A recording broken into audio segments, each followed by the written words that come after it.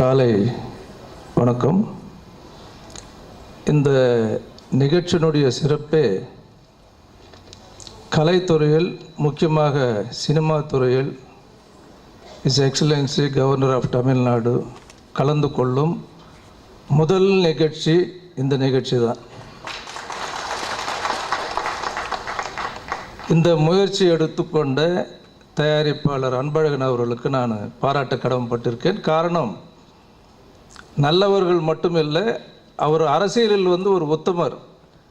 அவர் வாழ்நாள் முழுதும் அரசியலுக்காக தியாகம் பண்ணி, ஆனால் ஆந்திராவிலிருந்து நமக்கு தமிழ்நாட்டுக்கு கவர்னராக இருந்தது நம்ம உண்மையிலேயே நம்ம புண்ணியம் பண்ணியிருக்குன்னு தான் நம்ம சொல்லலாம்.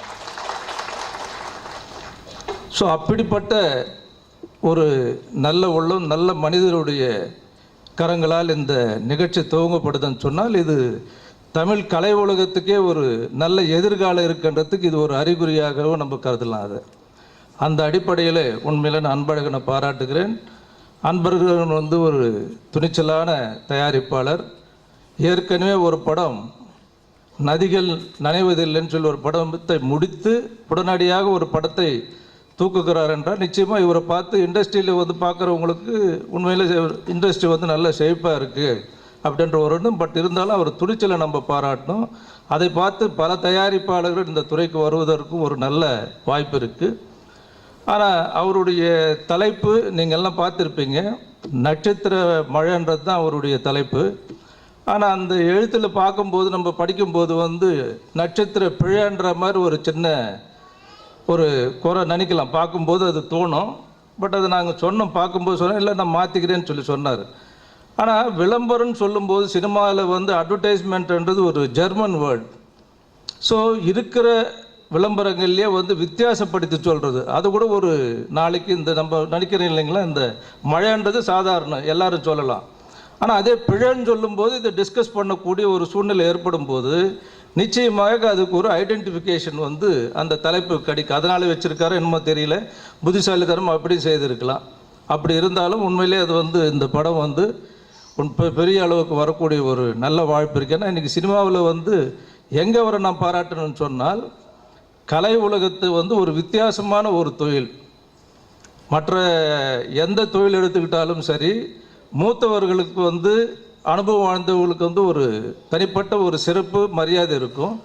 ஆனால் கலைத்துறை டோட்டலாக வித்தியாசமான ஒரு தொழில். அந்த சூழ்நிலையில் இன்றைக்கி ஒரு 104 வயது அம்மா அவர்களை கொண்டு இன்றைக்கி மேடையில் ஏற்றுவதும், சீனியர் நம்மளுக்கெல்லாம் தெய்வம் மாதிரி ஒரு ஜெயசுதாஸ் அவர்களும், வாணி ஜெயராம் அவர்களும், கவர்னர் ஐயா அவர்களையும் இந்த மேடையில் சிவகுமார் அவர்கள், இப்படி போன்ற நல்ல உள்ளங்களை இந்த மேடையில் வைத்து இந்த நிகழ்ச்சி நடத்துவது அதாவது எந்த ஒரு மனிதன் மூத்தவர்களுக்கு மரியாதை கொடுக்குறாரோ வாழ்க்கையில் நிச்சயம் அவங்க முன்னேறுவாங்க. ஃபஸ்ட்டு அதுதான்.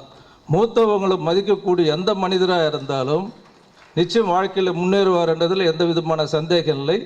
அந்த அடிப்படையில் இந்த நிகழ்ச்சியை அவர் நடத்தி கொண்டு இருப்பது. ஏன்னா இன்றைக்கி சினிமா எதுக்காக சொல்ல வரேன்னு சொன்னால், இன்றைக்கி ஒரு சீனியர் டாக்டர்னு சொன்னால் ஒரு மரியாதை இருக்குது, ஒரு சீனியர் அட்வொகேட்னா மரியாதை இருக்குது, ஒரு சீனியர் சாஃப்ட்வேர் இன்ஜினியர் பிஸ்னஸ் மேனா இருக்குது. உலகத்தில் எல்லா தொழிலுமே வித்தியாசமான ஒரு தொழில் சினிமா. சினிமாவில் சீனியர்னு சொன்னாலே மறந்துடுறாங்க இன்றைக்கி. ஸோ அவங்கெல்லாம் பழ ஆளுங்க, அதெல்லாம் ஓல்டு பியூசன்னு ஒரு வார்த்தை போடுவாங்க. ஓல்டு பியூசனுங்க வேணாம், ஏன்னா அது சினிமாவில் மட்டும்தான் நடக்கும். ஆனால் இப்படிப்பட்ட ஒரு சூழ்நிலையில் மூத்தவர்களை மதிக்கணும். உண்மையில் சொல்ல போனால் இந்த நிகழ்ச்சிக்கு ஜெயசுதாஸ் ஐயா வந்ததும், வாணி ஜெயராமன் வந்ததெல்லாம் பெரிய கொடுப்பனை. இதெல்லாம் நம்ம பார்க்கறதுக்கே கொடுப்பனை இருக்கணும்.